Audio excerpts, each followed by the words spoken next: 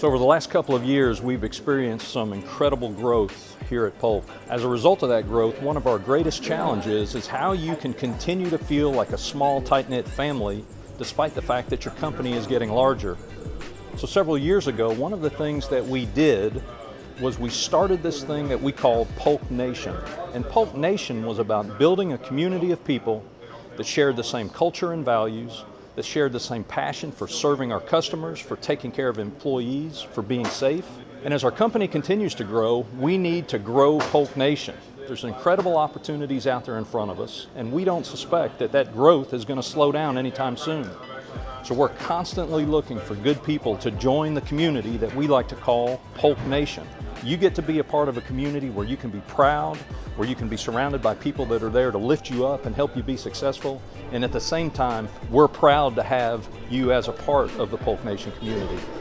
So for those that are already a part of Polk Nation, I would tell you thanks for everything you do, the way you serve our customers and our company, the way you serve our community. That's what makes our company as great as it is.